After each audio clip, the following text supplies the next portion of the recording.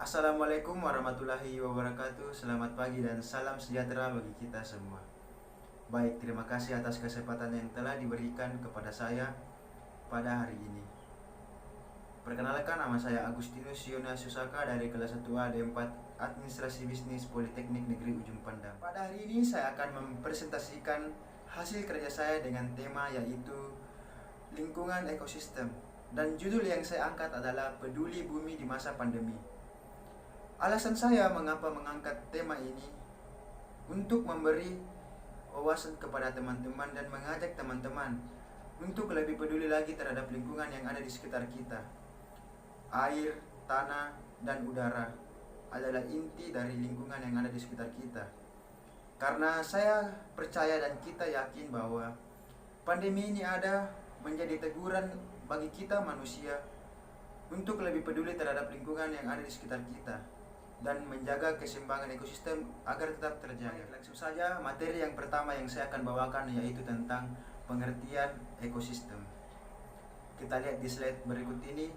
Ekosistem adalah tatanan dari satuan unsur-unsur lingkungan hidup dan kehidupan, biotik maupun abiotik, secara utuh dan menyeluruh, yang saling mempengaruhi dan saling tergantung dengan yang lainnya. Ekosistem mengandung keanekaragaman jenis dalam suatu komunitas dengan lingkungannya yang berfungsi sebagai suatu satuan interaksi kehidupan dalam alam. Nah, ekosistem menjadi suatu sistem ekologi yang terbentuk oleh hubungan timbal balik tak terpisahkan antara makhluk hidup dengan lingkungannya. Contohnya yaitu tentang hubungan antara udara dan air yang memberikan kehidupan terhadap manusia. Nah, itulah kenapa saya mengajak teman-teman untuk lebih peduli terhadap lingkungan sekitarnya. Karena manusia tidak bisa hidup sendiri tanpa bantuan alam juga. Kita berangkat ke materi selanjutnya. 3 unsur pembentuk ekosistem. Yang pertama adalah air. Air merupakan sebuah zat pelarut yang memiliki fungsi sangat penting dalam kehidupan makhluk hidup. Secara sederhana, air bisa diartikan sebagai sumber kehidupan dan tanda dari adanya kehidupan. Menjadi sumber karena setiap makhluk hidup di bumi ini memerlukan air untuk bisa bertahan hidup. Sedangkan sebagai tanda kehidupan mengartikan bahwa di bumi ini, di dalam tubuh manusia, bahkan hewan-hewan yang lain pun sebagian besar tersusun dari air. Sehingga air menjadi unsur yang harus kita jaga dengan cara tidak membuang sampah ke laut dan tidak membuang limbah ke selokan-selokan. Karena dengan tindakan nyata, teman-teman mampu mengubah ekosistem air menjadi lebih baik. Kita lanjut ke materi yang selanjutnya. Unsur yang kedua adalah tanah. Tanah merupakan aspek penting dalam kehidupan. Tumbuhan sebagai produsen nomor 1 amat bergantung pada tanah untuk berkembang biak. Demikian halnya dengan manusia. Manusia bergantung pada tanaman untuk mendapatkan bahan makanan untuk berkembang biak. Dan manusia menjadikan tanah sebagai pondasi untuk rumahnya. Oleh karena itu, tanah merupakan aspek penting yang harus senantiasa mendapat perhatian untuk kesejahteraan hidup manusia.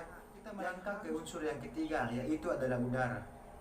Udara adalah salah satu unsur kehidupan yang ada di bumi dan merupakan hal yang terpenting. Udara diperlukan oleh setiap makhluk hidup untuk bernafas. Udara yang dihirup berupa oksigen dan dikeluarkan dalam bentuk karbon dioksida. Udara bagi kehidupan seluruh makhluk hidup dimanfaatkan sebagai pernafasan untuk mendapatkan oksigen demi keberlangsungan hidup seluruh makhluk hidup yang ada di bumi ini. Elemen udara ini menjadi elemen penting dan dibutuhkan. Bayangkan saja teman-teman, jika kehidupan tanpa ada udara, terutama udara bersih, tentu semua makhluk akan mati dan tidak ada lagi kehidupan di atas bumi ini. Melangkah ke materi selanjutnya.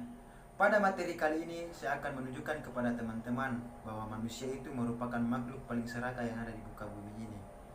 Nah, berikut adalah tindakan manusia yang merusak bumi dan makhluk hidup lainnya. Yang pertama adalah perdagangan hewan liar. Pasar-pasar yang menjual hewan liar dan produk-produk dari hewan liar merupakan inkubator lain bagi tumbuhnya penyakit menular. Para ilmuwan menganggap sangat besar kemungkinan bahwa virus SARS-CoV-2 yang menyebabkan penyakit COVID-19 timbul di pasar hewan liar di Wuhan, China. Manusia yang tidak memelihara dengan baik dan ingin mengambil keuntungan pribadi saja yang menyebabkan kesengsaraan sampai detik ini. Kenapa? Karena kita lihat teman-teman bahwa kasus kematian diakibatkan karena pandemi ini sudah membludak di semua negara. Yang kedua teman-teman adalah pencemaran udara, tanah dan air. Asap pabrik, limbah pabrik, sampah dan penggunaan bahan kimia yang berlebihan dari rumah teman-teman maupun dari pabrik akan merusak 3 unsur utama tersebut jika tidak dikelola dengan baik, menyebabkan bumi kita semakin rusak dan mati akan kehidupan yang sehat. Sifat serakah manusia lah konsumtif, materialistis, dan egois manusia yang menyebabkan alam kita menjadi tidak seimbang bahkan marah. Eksploitasi berlebihan yang tidak diiringi pelestarian akan menyebabkan kesenjangan lingkungan. Nah, yang ketiga adalah penebangan pohon secara liar dan pembakaran hutan. Adanya pembakaran hutan secara liar dapat menimbulkan kerusakan pada tempat hidup tumbuhan dan habitat hewan.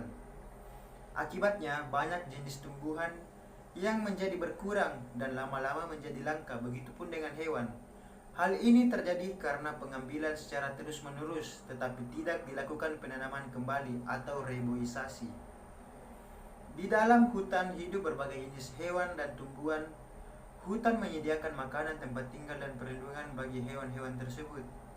Nah, ketika kita peduli terhadap hewan maupun tumbuhan, janganlah kita melakukan penebangan pohon secara liar, namun secara terstruktur dengan baik. Yaitu adalah kesimpulan dan harapan. Pandemi COVID-19 menjadi teguran bagi kita, manusia, dimanapun itu, di belahan negara manapun, tindakan kita terhadap alam, hewan, makhluk hidup lainnya saat ini menjadi masa depan kehidupan kita.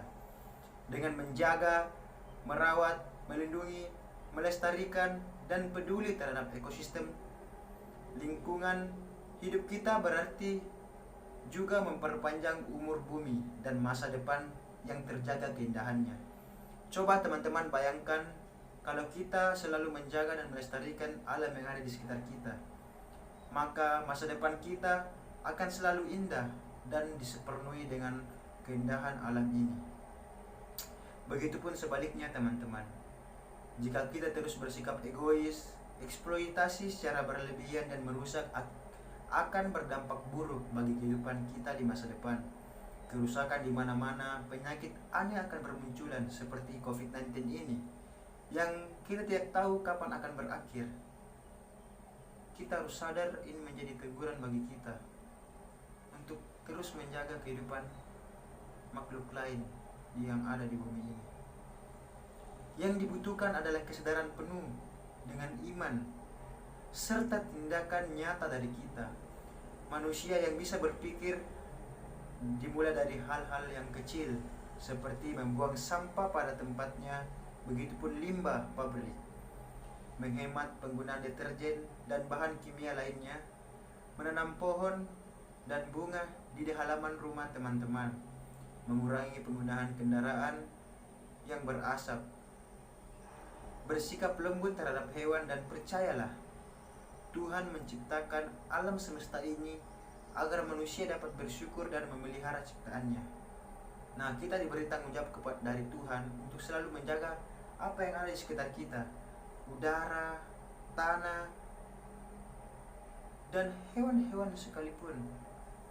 Nah, semoga kita dilindungi dari mara bahaya ini, yaitu pandemi COVID-19, dan semoga bumi kita dapat sehat kembali. Baik, itulah hasil presentasi saya kepada teman-teman. Jika ada perkataan yang kurang berkenan di hati teman-teman, mohon untuk dimaafkan. Demikian dari saya. Wassalamualaikum warahmatullahi wabarakatuh. Sekian dan terima kasih.